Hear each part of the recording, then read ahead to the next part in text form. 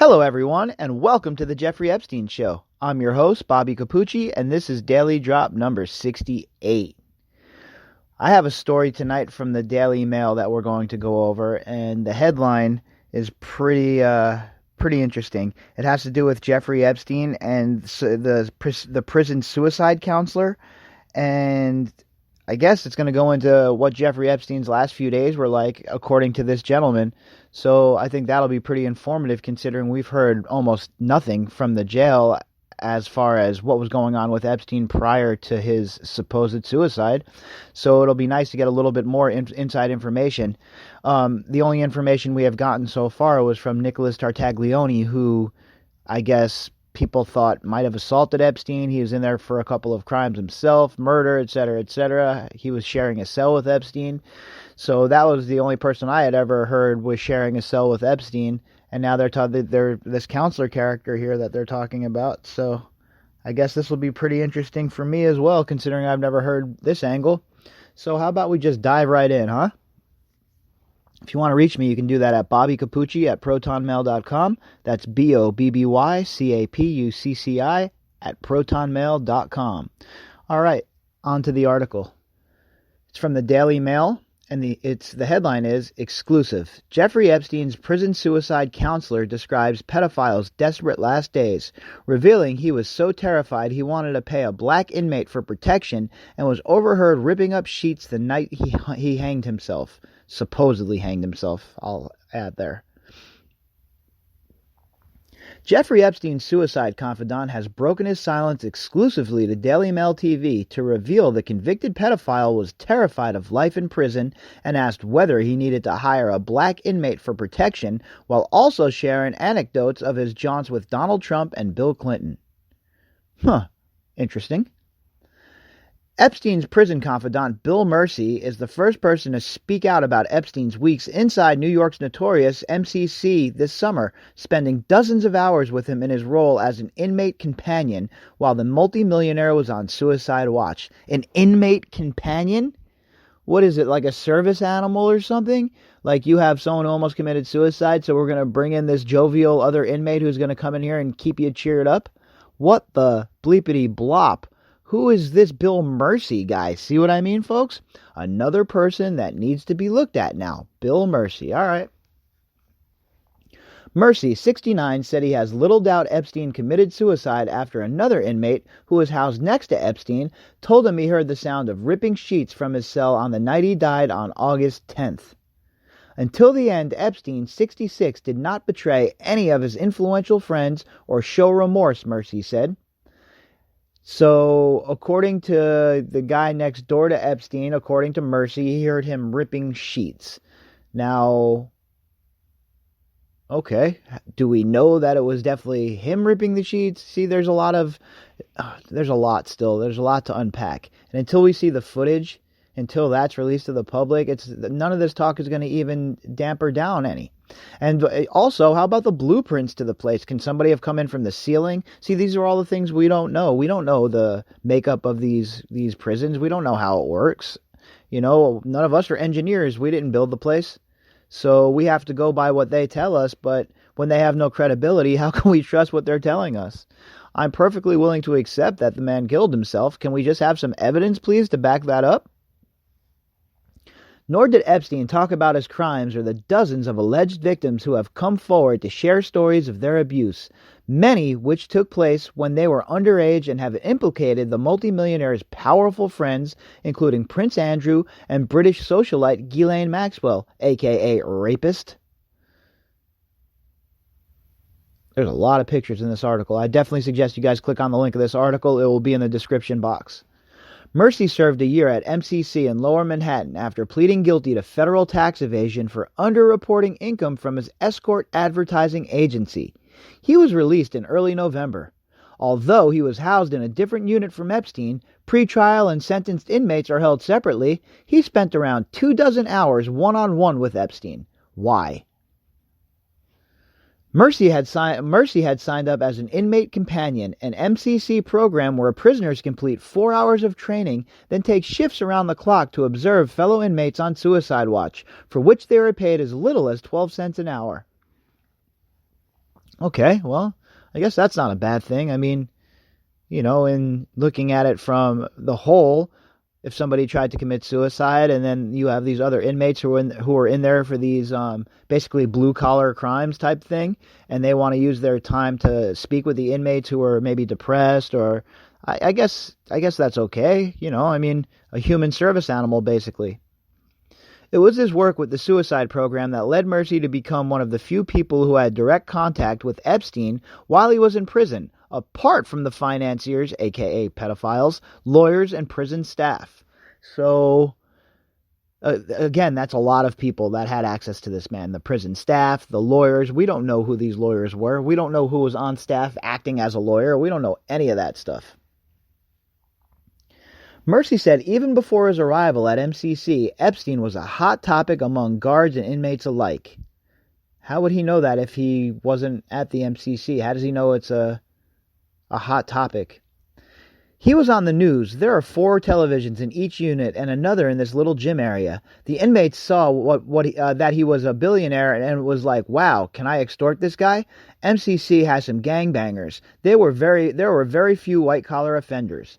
All right, so all these guys that are willing to just extort him, you don't think these guys are willing to, perform commit injury on this man for a few bucks? If they're willing to extort him, what's to say they're not willing to hurt him?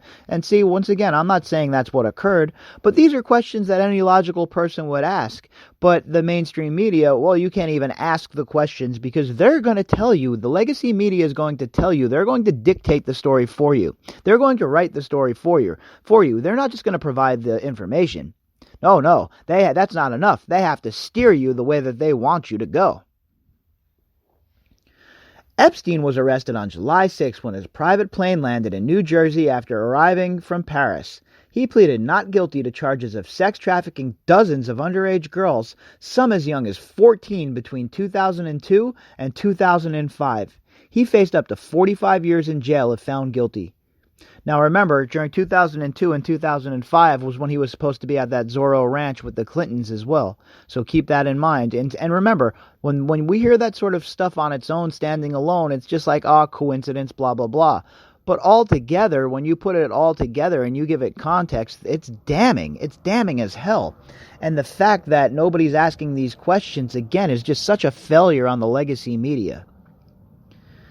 On July 23rd, days after he was denied bail by a federal judge, he was believed to have attempted suicide after being found in his cell, semi-conscious, with marks on his neck, while in 9 South, a special housing unit known as the Shoe or the Hole. Now, mind you, there's only been 1 suicide there in decades, okay? And only 4 attempted suicides. 3 of them didn't work out, and there was only the one who ended up getting the job done. It was the mob guy.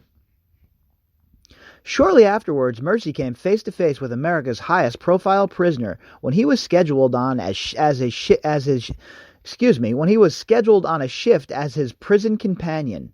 In the suicide watch cell, there's a little steel toilet, really filthy, and it stank. A metal bunk with a mattress bed that's about an inch thick. Some kind of blanket that's not even a blanket, and almost looks like moving material, the stuff that you wrap furniture in, Mersey said. He continued, you can't read or write in the suicide cell. You need a special dispensation for that. In order to brush your teeth, they gave you a rubber thimble-like object to put over your finger. Epstein was mostly unshaven as there was next to no hot water in the suicide cells. It's really threadbare.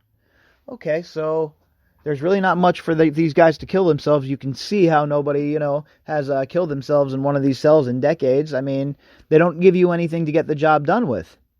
Suicidal inmates are barred from leaving their cells, the lights are never turned off, and are watched 24/7 by other inmates in 4-hour shifts. In the suicide unit, we are all locked into that area on the 2nd floor. You're alone with the suicide inmates and other companions, Mersey said. When guards do checks, they would open the doors to the unit and ask how everyone was doing. You are assigned to one person with a logbook. Every 15 minutes you have to write down your observations as to what's going on. Inmate so-and-so is asleep or resting on his bunk, Mersey said.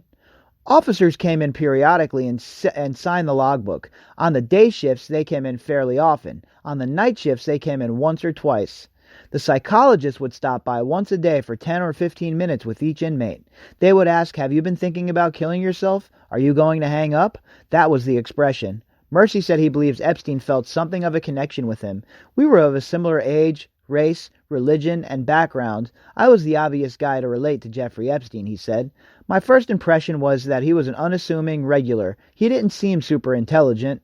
When I first met him, I said, "I don't want anything. You don't have to worry about me. I'm not going to extort you. I'm on your side." "Oh, well, I guess, you should believe this guy, huh? Mersey said that, so you should just believe him, because another inmate is giving you his word, so that's rock solid, I'm guessing." Mersey said the suicide unit was relatively quiet compared to other units. Epstein was locked in a cell, and I sat outside 3 or 4 feet away from him. There's a big window in the door, which is pretty much all glass except for the food slot. Jeffrey was on the other side of the glass, and he would sit on the toilet, side saddle, so we could hear each other, and that's how we could converse. During their first conversation, Mersey's crime piqued Epstein's interest. He said, "I told him that I had made money catering to escort services." He lit up immediately, and we talked for 2 hours on escort services in New York. Oh, shocking that would be a subject that Epstein would be excited about. Another way that he would be able to, in his sordid mind, because I don't believe that he thought he was going to stay in prison the rest of his life, folks. I don't believe that he was at the point where he was going to commit himself. He had appeals going. He was rich. He had already gotten off one time. So I believe that what he was doing here was he was farming for more information so that he'd have another way to get girls going for him when he got out, right? Another way to traffic women. That's just my assumption, of course, folks, and obviously my opinion. And I like to tell you when I don't have evidence to back something up that, hey, look, this is my opinion. Because I don't want to be like the rest of these clowns that run around like they know everything. Because I certainly do not know everything about this case or anything else. I get emails daily from listeners who turn me on to things I had no idea about. Up until a few months ago, I followed the Epstein case, and I knew what it was, and I knew all the star witnesses in it and whatnot, but I didn't know the nuts and bolts, nowhere near. And still, I'm learning something new every single article, every single day. So when we get articles like this where they talk about what was going on in the actual jail, kind of interesting, right? Because it gives us a whole new perspective of what was going on in there with Epstein. But like I said, it's hard for me to believe that he was killing himself when he had all this other stuff going on, and his lawyer said he was upbeat. Mersey continued, he had 1,001 questions. He was fascinated by it. He wanted to learn everything about it, and he had a genuine curiosity. I had the sense that he knew nothing of it and hadn't used escorts. Yeah, because, escorts are usually of age. He wanted to know how the business worked. Were the girls really cute? Did I partake? How much money did the owners make? How much money did the girls make? He asked about the girls' tips, if they had a place to live and security. We talked for a long time about that. He didn't ask about underage girls, nothing like that. I had no discussions with him about pedophilia or his predilection for girls under 18. He didn't brag on sexual exploits at all, but he seemed like a really oversexed individual. His interest was somewhat salacious, but more academic because he was a teacher by trade. No, he wasn't by trade. No, he didn't even have a college degree. He got that job because who the hell knows, really? We still haven't uncovered that. But it wasn't like he was some genius. A lot of people say all the time that he wasn't very smart. He a little bit charismatic, but he wasn't some genius. I remember describing to another inmate what Paul Manafort's crimes were. Manafort was also housed at MCC in the same time period as Epstein. When I was done, Jeffrey said, that was a really good explanation of Paul Manafort. Mersey said Epstein volunteered no information about his alleged sex crimes or his victims. I don't get in his business like that. It wasn't my job. I mean, specifically, you weren't supposed to do that, Mersey said. I felt like my role was to entertain, to make life worth living, not to ask him pointed questions about his crimes and depress him. Mersey said Epstein's biggest worry was how to cope with life in prison. He was really apprehensive about prison life. This was a big problem for him, Mersey said. He was always asking about how to handle fellow inmates. He felt threatened. He asked me, do I need a shvar, an offensive Yiddish word meaning a black person? Ay, ay, ay. He told me that when he grew up in Coney Island, he'd been bullied by black guys throughout his youth, and he was just really scared of prison. Everybody told him the same thing. Man up, stand up straight, look the guy in the eye if he's trying to intimidate you. I would say, it's not really that bad, Jeffrey. This is not the penitentiary. The Aryan Brotherhood does not exist at MCC. Well, I'll tell you what, it will be bad when Epstein, if he would have lived and ended up going to prison on the main line and he would have actually went to, state prison or federal prison, he would have been in big trouble. He would have had to hire somebody to protect him, and even that probably would not have been enough. Because I have to tell you, I know people that have done time, serious time, and child molesters and people who are involved with young kids, they are not going to fare well on the line. Let me tell you that. And even in segregation, they have ways that they can get to you. But Epstein never articulated a fear of prison for being an accused child sex offender. I think he was more afraid because he was a rich man. He was afraid for his physical safety. He thought he was going to get his ass kicked, Mersey said. He added, mostly chomos, child molesters, hide their crime because that's the lowest thing in prison, along with being a snitch, like I just said. That you're a child molester in prison, you're going to get got. You're going to get had. It doesn't matter. You're not going to be able to ride with a car, meaning you're not going to be able to be with a group who's going to protect you. You're going to have to be in protective custody. And even then, like I said, they will find a way to get you. Mersey broached the topic of Epstein's attempted suicide with him. I saw he had a couple of abrasions. I didn't take it all that seriously. I asked him, Jeffrey, what happened? He said, I got up to get a drink of water in the middle of the night, and that's the last thing I remember. I blacked out. I thought he was full of crap, but I'm not going to push it. But that was obviously what his lawyer told him to say. All right, so there you go. He got up, he slipped, and he blacked out. So that's it, folks. There's nothing crazy went on there. There was nothing weird that went on there. It's just, look, we're all the ones that are crazy for thinking that anything is out of order in this situation. How dare you not suck up the narrative? Don't you want to be a good drone? Soon after Epstein was placed on suicide watch, Mersey took over coordinating shifts for inmate companions, another role that is delegated to prisoners inside MCC. After the first time I met with him and was being taken back to my cell, Epstein asked me, Mersey, are you coming back tomorrow? He seemed keen to have someone he could talk to. Jeffrey would visit his lawyer from noon until 8 at night. I worked in the kitchen from 1 p.m. until 6:30 p.m., and then I assigned myself to the 7 to 11 p.m. shift because it was a good time to hang out with him, he said. Mersey estimates he spent more than 24 hours with Epstein during his inmate counselor shifts, where they fell into a routine. He was probably paying $10,000 a day to hang out with his lawyer for 8 hours a day, and I asked him if he was getting anything done. He said, we just read document after document after document. I got the impression that he wanted to get into a routine and hoping that somehow his lawyer was going to get him out on bail. After he came back from his lawyer, we talked for an hour and a half, 2 hours. Then he would say, Mersey, I'm going to sleep. He would lie on his back, put a sock over his eyes, and 5 minutes later, he'd be snoring. He said there was no mention of his famous friends Prince Andrew and Ghislaine Maxwell, who the FBI are now reportedly seeking to interview over their connections to Epstein. Both Andrew and Maxwell have denied any wrongdoing. Mersey said he didn't brag about his lifestyle, but Epstein knew everybody that matters, so I did ask him one time, Jeffrey, give me one anecdote that's emblematic of the essence of Donald Trump. Epstein thought about it and then said, Donald and I are flying in my private jet to Florida, and I have a French girl with me. Donald says to me, why don't we land in Atlantic City so I can show your friend my casino?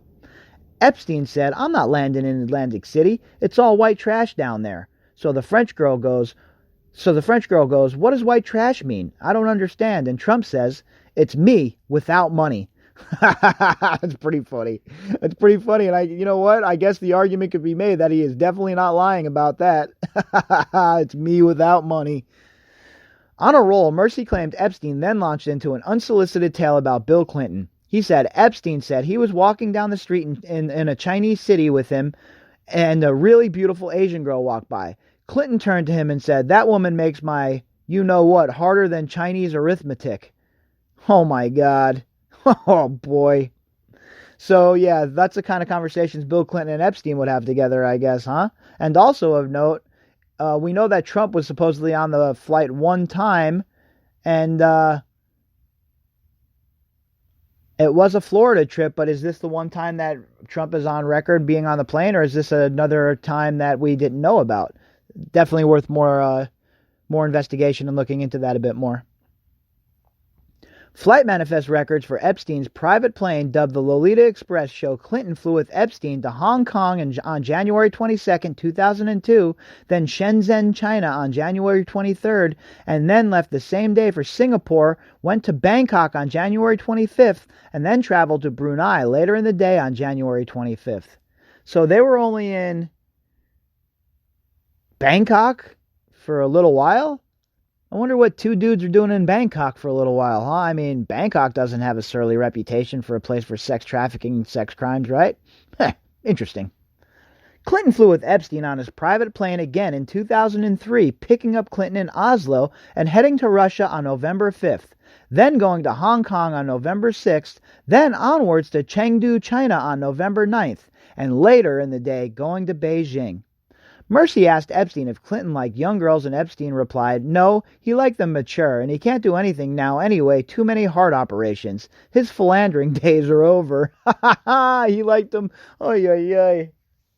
See what I mean? This is a great article. We're learning a lot here, folks. We are learning a lot. Despite his precipitous fall, Epstein never complained and didn't whine about the well-documented wretched conditions at MCC. He wasn't a prima donna, Mersey said. He hadn't reconciled himself on how to deal with the fear of prison, but aside from that, he was very composed. He held it together, didn't talk about his old life. At no point did he look like he was losing it. By comparison, there were some guys in the suicide unit who were really losing it and throwing feces against the wall. So there, even more evidence for me, in my opinion, that Epstein didn't kill himself. I mean, it's just hard for me to believe. Everyone you talk to who has talked to him during this situation when he was in prison was saying how upbeat he was, et cetera, et cetera. Like this gentleman, Mr. Mersey's saying here, you had guys that were like throwing poop against the wall and people that were legitimately mentally ill, and none of them found a way to kill themselves. But somehow the most high-profile inmate in the federal correction system finds a way to kill himself in a place where no one else has done that in decades. It just does not pass the smell test for me. Sorry, folks. Epstein, a financier, aka pedophile, who accumulated wealth of $577 million, a lot more than that in my opinion, by the way, remains much of a mystery, was happy to talk investments when Mersey asked him for financial advice during one of his shifts. Epstein asked how old I was, how much money I had, and where I had it. He said it was wise, but I could be a little more I could speculate a little bit more. Epstein then asked, do you have a wife or a significant girlfriend in your life? I said, let's say I do for the sake of conversation. He said, well, stocks are like the P word. You get to know her moods and what's going to set her off and what's going to make her happy. Stocks are like that. Pick 3 stocks and study them every day for 6 months. See how they react to international news, economic news in that industry. After 6 months, you should be able to predict if they're going up or if they're going to go down. So that was his investment advice, which I took it with a grain of salt. Well, yeah, that's a good idea because nobody's saying that this guy is, the Wolf of Wall Street or anything. Nobody's saying that this guy is, the Oracle of Omaha. He only had the one client, Lexner. It's not like he made anybody a bunch of money. This guy was a grifter. He was stealing money and he was being bankrolled by very powerful, very rich people. Mersey said Epstein did not strike him as remorseful, but at times seemed to be jolted by the gravity of his situation, adding, he didn't seem mentally unbalanced and had no emotional outbursts. He didn't strike me as suicidal, but sometimes you could see it in his eyes. Oh my God, I'm never getting out of here. He would kind of drift off and I would try to bring him back, Mersey said. The only medication he was aware of Epstein taking was laxatives, which he presumed came about due to his age and the prison diet, which featured heavily in potatoes, rice, and beans. He complained about being given a certain brand, Ducosat, which he didn't like, Mersey said. During his last shift with Epstein, Mersey noted some significant changes in his behavior. The last time I saw him, he was eating his dinner sitting on the floor with his food between his legs. I asked him what he was doing, and he said it's easier this way. He had just kind of spiraled down to the floor. I thought that's a long way down from a $77 million mansion to eating prison food sitting on a stone floor. He also offered me money. He asked for my full name and prison registration number so he could put some money on my books. I knew he was going back to the shoe the next day, and that was the last time I saw him. He never did put any money on my books.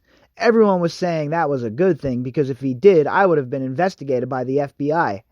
There was a rumor that he had put money on some people's books. I don't know if he ever did or not, but he didn't put any money on mine.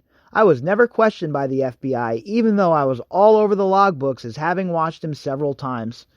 Yeah, because they're really doing their job, right? Mr. Barr, can your people do a proper job, a proper investigation, please? Can someone do an investigation, please, and find out what was really going on in these jails? And furthermore, what does that even mean? He wasn't questioned by the FBI? He spent a bunch of alone time with Jeffrey Epstein and he wasn't questioned by the FBI.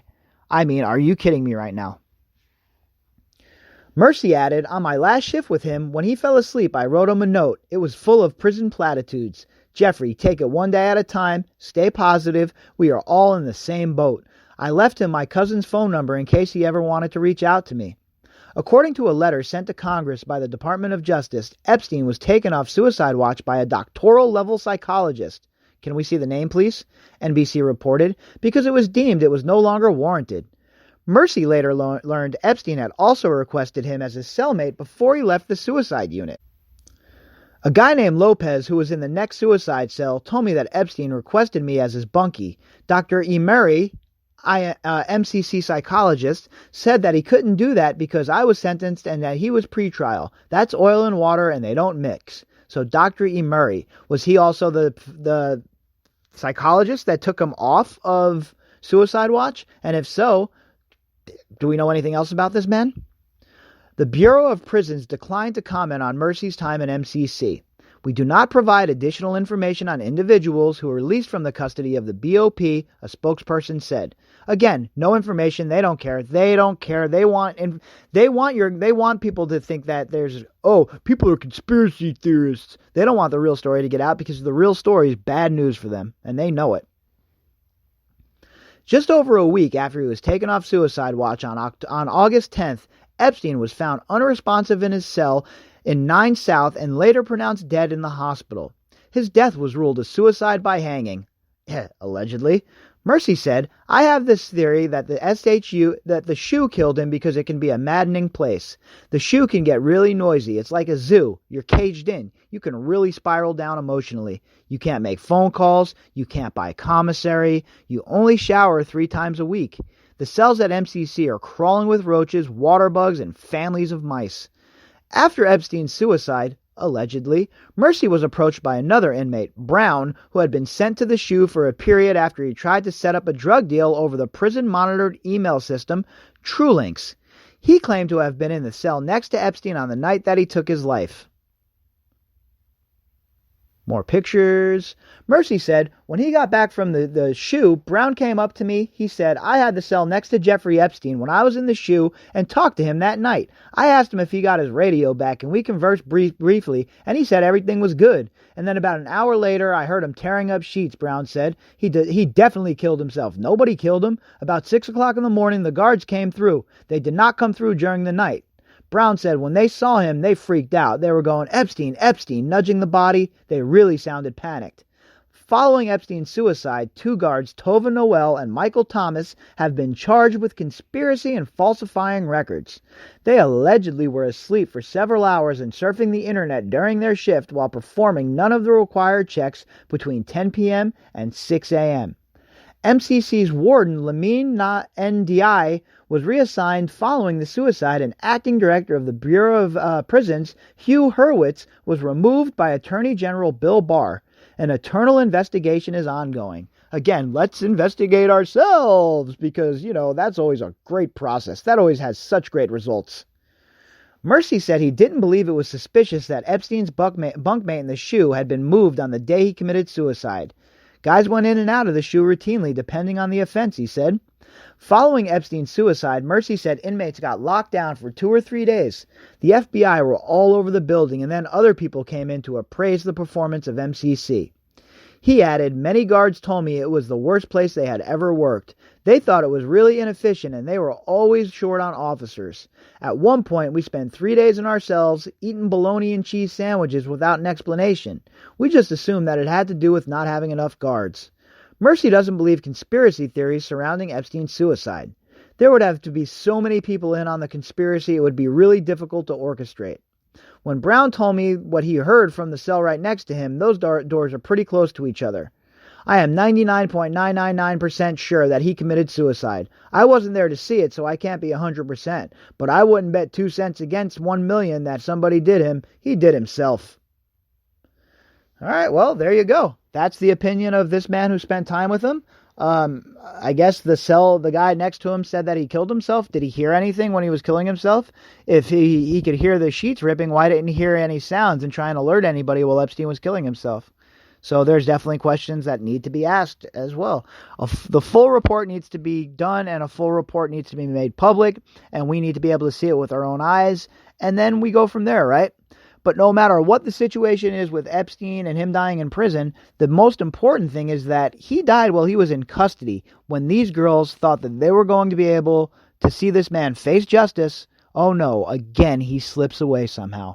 This time slips away for good into the abyss of death, hopefully. But that doesn't do these girls any good. It doesn't do the victims any good, and it doesn't help future victims who are going to get caught up by the people that are still around that were involved in this sex trafficking ring. So we're going to keep grinding, right?